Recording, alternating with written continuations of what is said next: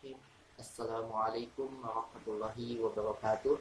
Yang saya hormati dosen pemampu mata kuliah Sains Fisika dalam Peradaban Islam Pamada Sanjaya WS MSI PhD, dan tidak lupa yang saya hormati rekan-rekan Fisika A angkatan 22 UIN Sunan Gunung Jati Bandung. Pada kesempatan ini perkenankan saya Gilang Pratama Putra Siswanto dengan NIM 12270300017.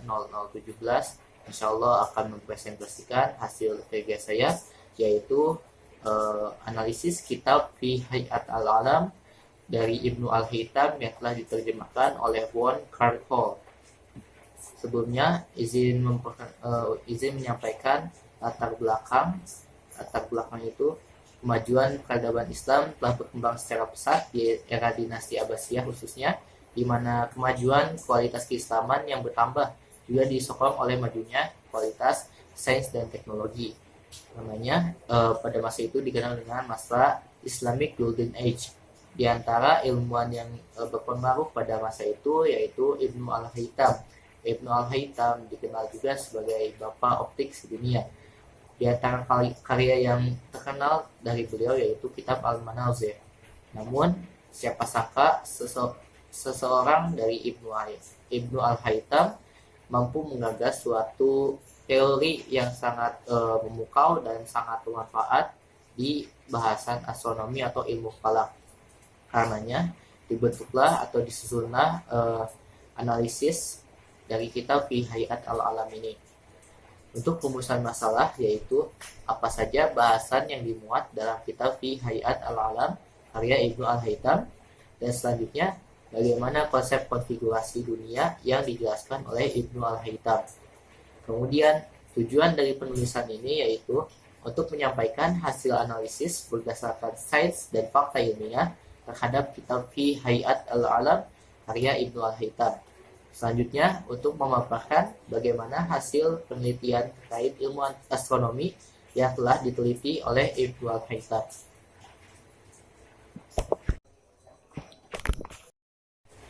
Bahasan pertama yaitu mengenai konsep orbit.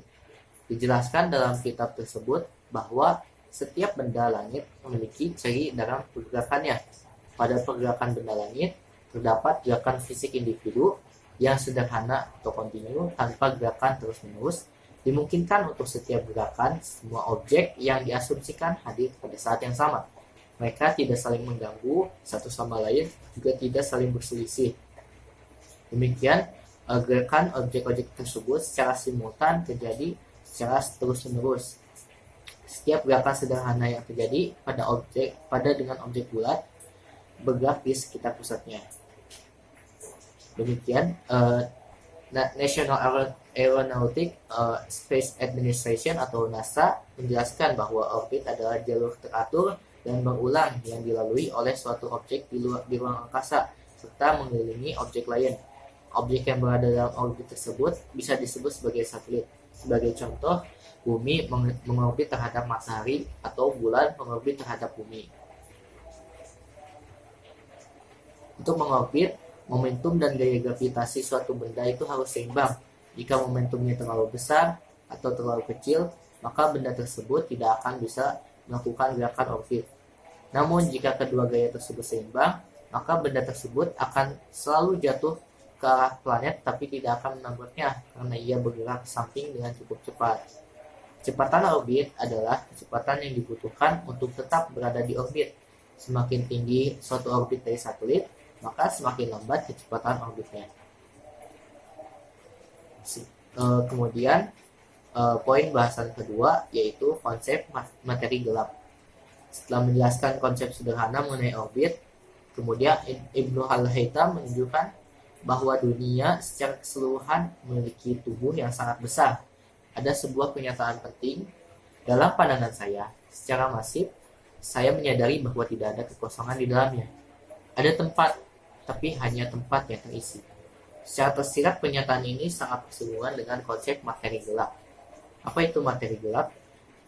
Di sini kita memahami bahwa seakan di alam semesta itu terdapat sebuah kekosongan. Akan tetapi, berdasarkan penelitian ilmiah yang terbaru menyatakan bahwa dalam kekosongan yang ada di alam semesta ini justru ada sesuatu objek yang bernama materi gelap. Menurut NASA, materi gelap ini dapat diartikan sebagai objek langit yang mungkin terdiri dari berbagai jenis benda langit. Salah satunya adalah katai coklat, yang merupakan bintang yang tidak cukup masif untuk melakukan pembakaran. Materi gelap juga dapat berupa katai putih, yang merupakan inti sisa dari bintang kecil hingga sedang yang telah mengalami ledakan atau supernova hingga kemudian ia mati. Selain itu, materi gelap ini bisa berasal juga dari bintang neutron atau lubang hitam, yang merupakan sisa-sisa bintang besar yang telah mengalami supernova. Tillman pada 2022 menjelaskan bahwa materi gelap ini tidak terlihat karena tidak memancarkan cahaya ataupun energi, sehingga tidak dapat dideteksi oleh sensor ataupun detektor konvensional. Ilmuwan berspekulasi bahwa kunci dari sifatnya yang sukar untuk dipahami terletak pada komposisinya. Selama 150 juta tahun pertama setelah Big Bang, tidak ada galaksi, bintang, ataupun planet. Namun, seiring berjalannya waktu, bintang-bintang tersebut mulai terbentuk dan berkumpul menjadi galaksi-galaksi, kemudian mengelompok menjadi klaster atau gugus-gugus. Beberapa gugus ini memiliki gas yang sangat panas di antara galaksi-galaksi yang dapat dilihat dari sinar X atau sinar gamma. Para ilmuwan juga menemukan bahwa materi di dalam gugus seharusnya 5 kali lebih banyak daripada apa yang bisa kita deteksi, dan materi yang kita tidak dapat tampak secara kasat mata ini kita sebut sebagai materi gelap. Kemudian bahasan ketiga yaitu konsep kandungan inti dari bumi. Selain membahas mengenai segala unsur yang ada di ruang angkasa, ternyata Ibnu Al-Haytham membahas secara tersirat ataupun secara ringkas bagaimana konsep inti dari suatu bumi atau komposisi mengenai bumi. Di sini dijelaskan bahwa lapisan pertama dijelaskan berupa massa padat bumi, termasuk mencakup seluruh dunia dari hewan dan tumbuhan. Ini adalah alasan untuk bentuk seperti peluru di seluruh dunia. Perbedaan bentuk bola dalam kaitannya dengan ukuran seluruh bumi adalah kecil. Benda berat lainnya adalah air yang mengisi kedalaman sehingga massa bumi yang kokoh sebagian terbungkus oleh cangkang bola. Benda ringan adalah udara dan api. Permukaan adalah batas dari segala yang ada. Berdasarkan pemaparan tersebut dapat kita simpulkan juga bahwa bumi itu terdiri dari banyak sekali lapisan.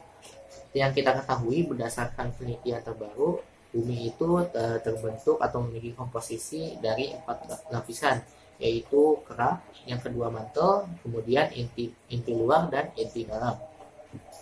Kerak itu adalah lapisan batuan tipis yang membentuk cangkang terluar dari bumi menurut pendapat dari Alden pada tahun 2019. Nah, kemudian pendapat Anisimov pada tahun 2023 menjelaskan bahwa mantel bumi itu adalah lapisan batuan yang dimampatkan dan dipanaskan sejauh 1.800 mil yang terletak di bawah kerak bumi. Litosfer membentuk 70% dari volume bumi, sedangkan kerak bumi itu hanya membentuk kurang dari 1% dari total volume bumi. Bisa kita bayangkan kerak yang kita pijak ini hanya sedikit bagian dari komposisi bumi yang terbentuk sampai ke dalam, sampai ke inti. Selanjutnya ada inti luar yang mana masih menjadi bahan observasi dari ahli pengamat ilmiah. Menurut Alden, pada tahun 2018 dijelaskan bahwa cara bumi merespon gravitasi dari matahari dan bulan itu diketahui bahwa planet bumi ini memiliki suatu inti yang padat dan kemungkinan besar terbuat dari besi. Pada tahun 1906, Richard Dixon Oldham menemukan bahwa gelombang gempa bergerak lebih lambat melalui pusat bumi dibanding melalui mantel di sekelilingnya karena pusat bumi itu beruntung cair. Dari sini kita dapat asumsikan bahwa bumi itu memiliki inti yang dominan terbuat dari besi dan di dalamnya itu merupakan besi yang cair. Oke. Kemudian lanjut ke subbab berikutnya, konfigurasi tata surya dan alam semesta. Keraguan mengenai Ptolemeus yang dimuat dalam karya milik As-Suhuf ala Batliamus diterjemahkan dengan secara beragam, seperti tentang keraguan dari terhadap Ptolemeus atau Aporius melawan Ptolemeus. Karya ini ditulis dalam rentang tahun 1025 hingga dan 1028. Ibnu al-Haytham mengkritik banyak sekali karya dari Ptolemeus, termasuk Almagest, hipotesis planet dan optik. Hal ini menunjukkan adanya berbagai kontradiksi yang ditemukan dalam karya-karya dari Ptolemeus. Ibnu Haytham menilai bahwa beberapa alat matematika yang dipresentasikan oleh Ptolemeus itu gagal, seperti contohnya itu Equant gagal dalam memenuhi persyaratan fisik gerak melingkar beraturan atau GMB. Ibnu Haytham juga menuliskan kritik terhadap realitas fisik sistem astronominya milik Ptolemeus. Selain itu, Ibnu Haytham juga mencatat adanya absurditas atau ketidakjelasan mengenai gerakan fisik yang aktual dan sebenarnya. Yang sebenarnya itu dihubungkan dengan titik, garis, kemudian adanya lingkaran matematis yang dibentuk secara imajiner. Di bab kedua ini, Ibnu Haytham secara singkat menyebutkan bahwa objek ini yang berisi benda-benda langit memiliki bagian-bagian yang terbagi. Pada bagian ketiga juga dari karya beliau dijelaskan atau mempersembahkan konsep al-falak atau bola. Al-falak ini adalah ungkapan yang sangat spesifik dan memiliki makna juga ukuran melingkar seperti benda bulat, bola, area melingkar atau keliling lingkaran. Bahkan bagian yang mengelilingi dunia yang bergerak melalui pusat dunia atau orbit itu disebut juga sebagai falak. Nah, falak ini dibagi menjadi beberapa bagian. Awalnya ada 9 bagian, yaitu planet-planet dan bintang-bintang tetap. Dalam hal ini juga tentu secara implisit dinyatakan bahwa tata surya dan alam semesta ini dalam perspektif sains umumnya memandang bahwa objek-objek di luar angkasa memiliki bentuk yang dominan berbentuk bola. Pembentukan tata surya ini terjadi sekitar 4,5 miliar tahun yang lalu melalui awan padat gas dan debu antar bintang. Adanya runtuhan awan memungkinkan terjadi adanya gelombang kejut oleh bintang yang meledak di dekatnya yang kita kenal dengan supernova. Kemudian menurut Macini pada tahun 2019, bentuk benda langit di alam semesta ini dominan berbentuk bulat atau bola karena memiliki beberapa sebab atau pengaruh. Di antaranya adalah sebab rotasi dari suatu objek dan gravitasi. Kemudian selanjutnya pada bahasan kitab Fi Hayat al-Alam juga dijelaskan mengenai bagaimana konfigurasi alam semesta ini. Dijelaskan bahwa istilah falak itu mencakup banyak aspek seperti yang tadi telah dijelaskan. Yang pertama itu mencakup falak bulan, kedua falak Merkurius, Venus, Matahari, Mars, Jupiter, Saturnus, dan bintang-bintang tetap. Dan yang terakhir adalah bola terbesar yang membuat semua bola-bola ini bergerak dan dikelilingi. Hal ini membahas dengan kuat juga apa saja objek yang terdapat di tata surya kita. Kitab Fi Hayat al-Alam ini memaparkan bahwa pusat dari konfigurasi alam semesta ini yaitu berpusat pada satu objek, yaitu bumi, yang mana kita memahami bahwa ini adalah paham geosentris, di mana bumi merupakan pusat dari seluruh alam semesta dan seluruh alam semesta itu mengorbit terhadap bumi, bahkan bintang-bintang yang ada di alam semesta ini. Tentu seiring berkembangnya zaman, kita telah mengetahui dengan perkembangan zaman ini adanya sebuah klarifikasi atau koreksi terhadap apa yang disampaikan atau digagas oleh Ibnu al-Haytham yang memandang bahwa bumi merupakan pusat dari alam semesta. Seperti yang kita ketahui, kita di bumi ini mengorbit terhadap satu bintang induk di tata surya kita, yaitu matahari, yang mana kita memahami ini sebagai paham heliosentris. Nah, di heliosentris ini matahari menjadi bintang induk di mana seluruh planet dan objek yang ada di tata surya itu bergerak mengorbit mengelilingi matahari, mencakup di dalamnya bumi dalam lingkup planet-planet kecil yang berupa planet batuan atau terrestrial planet yang mencakup Merkurius, Venus, Bumi, dan Mars. Juga planet-planet luar atau berupa gas giant atau icy giants. Seperti kita ketahui ada Jupiter, Saturnus, Neptunus, Uranus, dan objek-objek kecil lainnya di Oort cloud dan wilayah terluarnya yang masih mengorbit terhadap bumi. Selanjutnya, bahasan mengenai adanya perbedaan rotasi dari objek langit.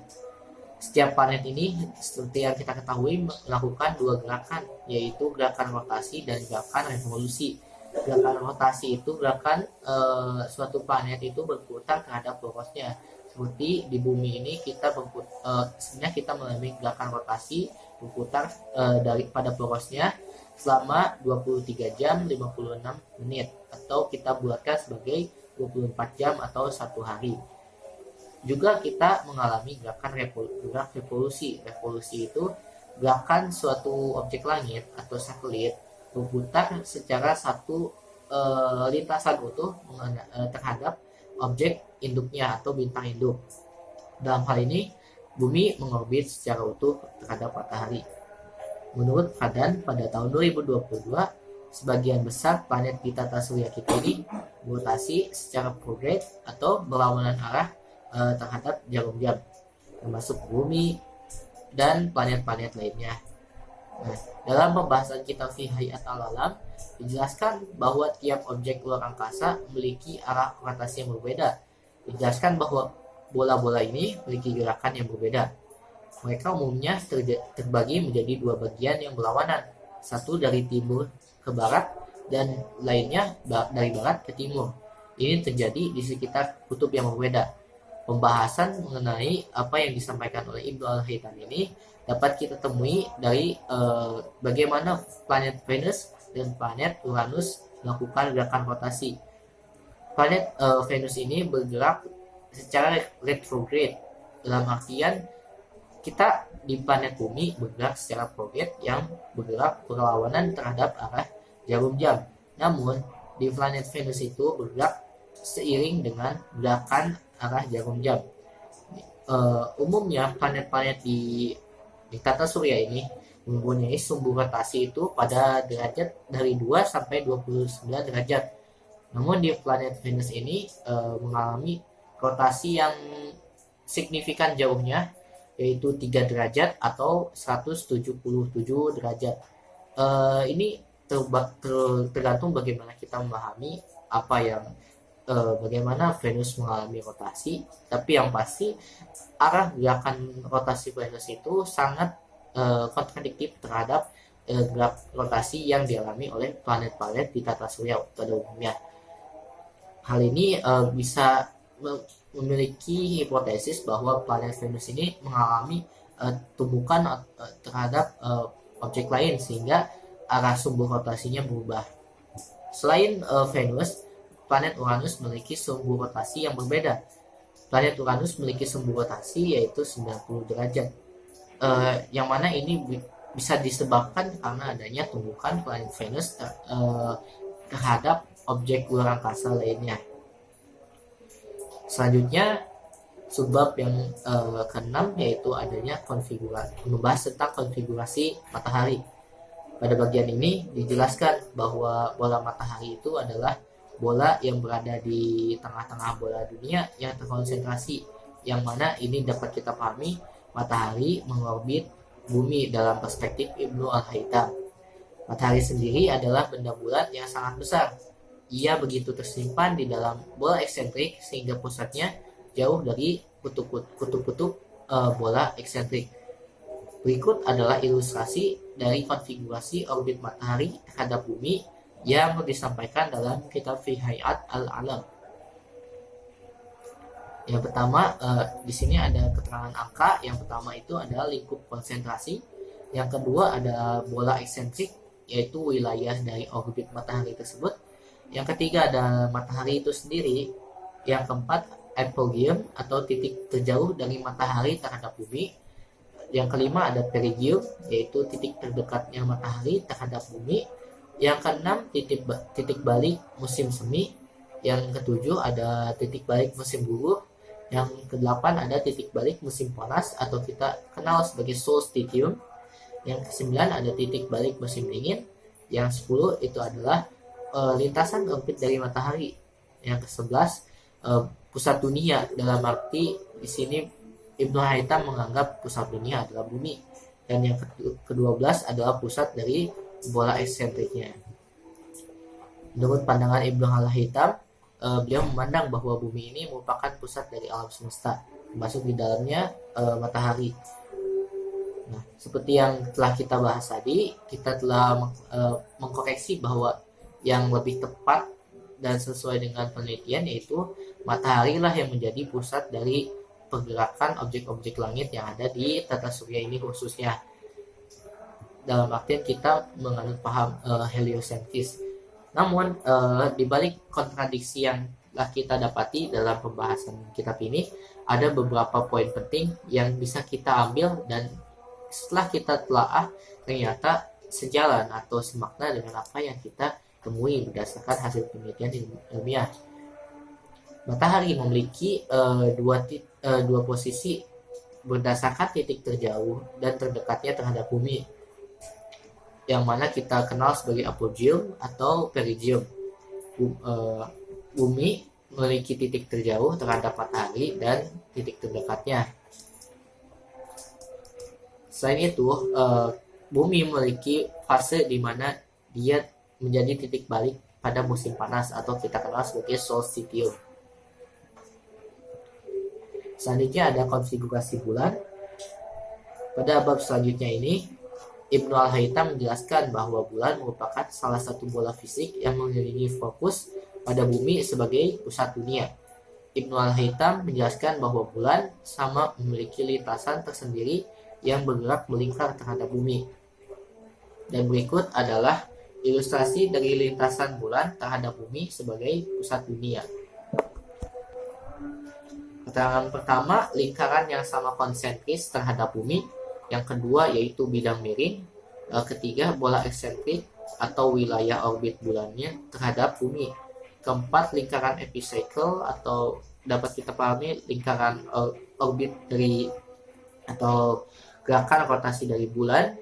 Yang kelima itu bulan itu sendiri. Yang keenam adalah apogee atau titik terjauh dari bulan terhadap bumi. Yang ketujuh adalah perigeum atau titik terdekat bulan terhadap bumi. Dan yang kedelapan adalah pusat lingkaran orbit. 9 pusat dunia atau bumi. 10 pusat bola eksentrik. 11 arah titik diameter epicycle titik A dan B. Ilustrasi tadi menggambarkan bagaimana bulan mengorbit bumi dalam pandangan Ibnu Al-Haytham.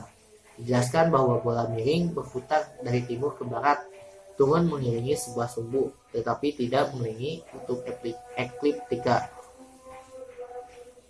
Di sini dijelaskan juga bahwa terdapat fase atau fenomena yang kita ketahui ada sangkut pautnya antara gerakan bulan atau posisi bulan terhadap bumi dan terhadap matahari. Gerhana matahari seperti kita ketahui, gerhana matahari itu terjadi ketika matahari, bulan dan bumi berada dalam satu garis yang lurus. Di sini dijelaskan bahwa gerhana matahari terjadi ketika posisi bulan di ekliptika pada sebuah simpul. Jadi bulan itu sendiri berada di simpul yang telah tiba. Pada saat ini bulan berada di tengah di antara bumi dan matahari, yang mana hal ini sudah sesuai dengan apa yang kita pelajari dan apa yang kita amati. Selanjutnya, gerhana matahari terjadi ketika pusat matahari, bumi dan bulan berada dalam satu garis lurus, sehingga bumi berada di antara keduanya. Ini merupakan penguat dari apa yang sudah disampaikan tadi. Berdasarkan apa yang telah disampaikan dalam kitab Fi Hayat Al-Alam, Ibnu Al-Haytham menjelaskan dengan komprehensif bagaimana bulan, yaitu satelit alami bumi, melakukan revolusi terhadap bumi. Dalam kitabnya ini, bumi dianggap sebagai pusat dunia, dengan kemiringan tertentu dan bentuk orbit yang cenderung sesuai dengan apa yang kita dapati dalam penelitian ilmiah terbaru. Billiers pada tahun 2021 memaparkan bahwa bulan itu memiliki titik terdekatnya terhadap bumi sekitar 363.000 km dan titik terjauhnya yaitu 405.500 km. Demikian kita dapat menyimpulkan bahwa eksentrisitas atau tingkat elips suatu orbit dalam makna ini adalah orbit bulan mendekati 0 atau secara spesifik 0,0549, di mana ketika suatu eksentrisitas mendekati 0 maka suatu orbit itu mendekati bentuk bulat sempurna. Hal ini sesuai dengan ilustrasi yang digambarkan oleh Ibnu Al-Haytham. Selanjutnya ada konfigurasi Merkurius. Merkurius itu merupakan salah satu planet di sistem tata surya. Merkurius di sini dijelaskan sebagai planet paling kecil dari 8 planet lainnya. Mengapa kita tidak memasukkan Pluto? Pada tahun 2004 Pluto tidak lagi dianggap sebagai planet dari planet-planet yang ada di tata surya. Dia masuk ke dalam planet kerdil sama seperti Bennu dan asteroid lainnya. Suhu permukaan di Merkurius ini sangat panas dan dingin karena planet ini memang sangat dekat terhadap matahari. Suhu siang harinya saja bisa mencapai 430 derajat Celcius. Pada saat malamnya atau di sisi dinginnya mencapai minus 180 derajat Celcius. Pada bagian ini Ibnu Al-Haytham telah mengamati bagaimana konfigurasi planet Merkurius ini terhadap bumi. Pada bagian ini dijelaskan bahwa Merkurius dianggap sebagai cangkang bulat yang disebut bola berputar atau al-falak al-mudir. Klaster bola eksentrik adalah klaster peluru eksentrik lainnya. Titik pusatnya adalah jarak dari tengah. Bola eksentrik kedua ini disebut sebagai pembawa bola atau hamil. Di dalam bola ini terdapat peluru dalam ukuran seperti itu. Ini adalah dua permukaan bola eksentrik dan bersentuhan. Menurut penjelasan tersebut, berikut adalah ilustrasi mengenai lintasan Merkurius terhadap bumi sebagai pusat dunia. Keterangan terhadap angka-angka ini, yang pertama itu adalah bola yang konsentrisnya sama. Yang kedua yaitu lingkaran putar. Yang ketiga lingkaran pendukung. 4 lintasan orbit. 5 Merkurius itu sendiri. 6 pusat dunia yaitu bumi. 7 pusat lingkaran putar. 8 pusat lingkaran pendukung. Dan yang 9 adalah titik arah untuk diameter orbit. Menurut pemaparan gambar tersebut, Merkurius bergerak mengelilingi bumi. Di sini dijelaskan bahwa gerakan berputarannya itu perlahan-lahan lurus menurut Ptolemeus setiap 100 tahun. Pergerakan ini adalah satu revolusi per tahun, disebut gerakan bola yang berotasi. Di sini disebutkan juga bahwa pergerakan bola eksentrik adalah 2 putaran per tahun dan disebut pergerakan pusat epicycle. Mari kita analisis apa yang tadi disampaikan oleh Ibnu Al-Haytham. Berdasarkan paparan tersebut, meski kita telah memahami bahwa di sini ada kontradiksi bagaimana Ibnu Al-Haytham memandang bagaimana pusat dari alam semesta atau tata surya ini. Kita telah menjelaskan dan kita telah mengkoreksi hal tersebut berdasarkan data yang lebih relevan dan sesuai dengan hasil penelitian terbaru. Namun di sini ada kalimat atau pernyataan yang sangat menarik yang mana bersesuaian dengan apa yang disampaikan atau yang telah kita temui dalam hasil penelitian. Berdasarkan paparan tersebut, Merkurius ini memiliki sudut kemiringan rotasi sebesar 2 derajat dengan titik terjauh atau apogee sekitar 70 juta kilometer terhadap matahari dan titik terdekatnya yaitu 46 juta kilometer terhadap matahari. Merkurius ini memerlukan waktu 58,646 hari untuk dapat menyelesaikan satu kali rotasi, dan hanya memerlukan waktu 88 hari untuk dapat menyelesaikan satu gerakan revolusi.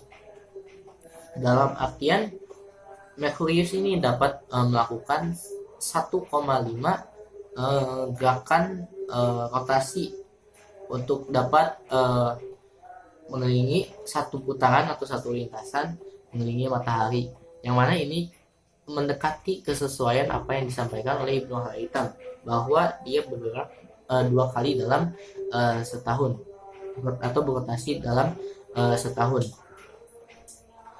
Selanjutnya ada konfigurasi Venus. Venus merupakan planet yang terbungkus oleh awan. Awan di sini dapat kita pahami sebagai atmosfer yang berisi dengan dominan kandungan sulfur. Hal ini berdasarkan hasil pengamatan dapat kita amati bahwa atmosfer Venus itu cenderung berwarna kuning karena dominan sulfur. Dan di sana objek-objek atau probe yang dikirim dari bumi menuju planet Venus ini tidak dapat bertahan demikian lamanya, karena dia hanya mampu bertahan dalam ratusan menit saja, lalu kemudian dia hancur dalam di sini yaitu meleleh. Atmosfer Venus itu begitu lebat sehingga dari permukaan matahari itu hanya seberkas cahaya, yang mana cahaya dari matahari itu banyak tertutup oleh atmosfer dari Venus. Di sini dijelaskan bahwa Venus adalah cangkang bola fisik yang konsentris terhadap pusat dunia, yaitu bumi. Bola diselimuti oleh bola matahari dan pada gilirannya menyelimuti bola Merkurius. Bola ini sendiri terbagi dari cangkang bola konsentris, bola yang berlapis-lapis. Dan berikut adalah ilustrasi yang menggambarkan bagaimana Venus berotasi terhadap bumi dalam perspektif Ibnu Al-Haytham. Keterangan nomor pertama yaitu bola yang konsentrisnya sama. Yang kedua itu lintasan orbit. Ketiga, lintasan epicycle atau sumbu rotasi dia. Keempat, Venus dan bintang lainnya. Mengapa di sini bintang lainnya? Karena Ibnu Haytham menggambarkan bahwa bumi ini dikelilingi oleh objek-objek langit dalam sumbu rotasi yang berbeda-beda, dan sumbu rotasi Venus ini memiliki kesamaan sumbu terhadap bintang-bintang tetap atau bintang-bintang lainnya. Yang selanjutnya ada pusat dunia yaitu bumi. Yang selanjutnya adalah pusat bola eksentrik. Yang ketujuh arah dari titik diameter epicycle A B. Berdasarkan ilustrasi di atas atau ilustrasi dari gambar tadi dijelaskan bahwa bola eksentrik itu berputar searah jarum jam mengelilingi sumbu tertentu dan menggerakkan bola epicentrum dan Venus itu sendiri. Di sini dapat kita highlight atau beri keterangan khusus bahwa hal ini sesuai dengan apa yang telah kita jelaskan sebelumnya, bahwa Venus itu memiliki sumbu rotasi yang berbeda dari planet-planet yang umumnya di tata surya.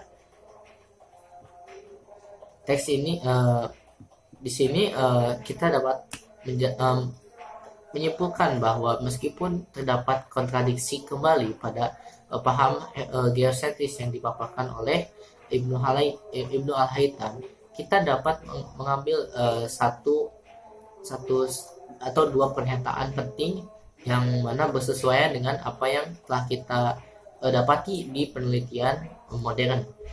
Planet Venus ini memiliki kemiringan atau kemiringan pada sumbu sudut rotasi planet Venus itu yaitu 177 derajat atau 3 derajat. Hal ini menjadi alasan kenapa Venus itu memiliki arah rotasi yang berbeda dibanding planet lainnya. Venus juga memiliki titik apogee dan titik perigee yang sama atau mendekati sama, yaitu di 108 juta kilometer terhadap matahari. Demikian, Venus itu memiliki tingkat eksentrisitas sebesar 0,01, di mana itu sangat mendekati angka 0. yang mana bentuk orbitnya itu sangat mendekati bentuk bulat sempurna. Dan yang terakhir adalah bahasan mengenai konfigurasi bintang tetap. Pada bagian ini, dalam kitab Fi Hayat Al-Alam, dijelaskan bahwa bola bintang tetap adalah cangkang bola yang konsentris pada pusat dunia. Bola ini diselimuti oleh bola tertinggi dan pada gilirannya menyelimuti bola Saturnus. Bola ini berputar berlawanan arah jarum jam mengelilingi sumbu ekliptika sebanyak 1 derajat setiap 1 tahun. Ekliptika dan lebarnya telah ditentukan menurut karya Ptolemeus, yaitu 15 bintang dengan magnitudo pertama. Magnitudo itu adalah tingkat kecerahan suatu objek langit. Selanjutnya ada 45 bintang dengan magnitudo kedua, 208 bintang pada magnitudo ketiga, 474 bintang dengan magnitudo keempat, 217 bintang dengan magnitudo kelima, kemudian 9 bintang redup dan 5 bintang seperti awan.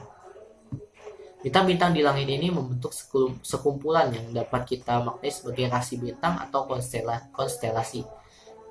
Dalam astronomi atau ilmu falak, konstelasi itu adalah satu kelompokan mengenai bintang-bintang yang umumnya kita dapat membayangkan sebagai suatu bentuk yang setidaknya itu oleh orang yang menamainya. Seperti contoh Canis Major. Canis Major itu digambarkan berbentuk seperti binatang anjing. Kemudian Orion digambarkan sebagai suatu ksatria.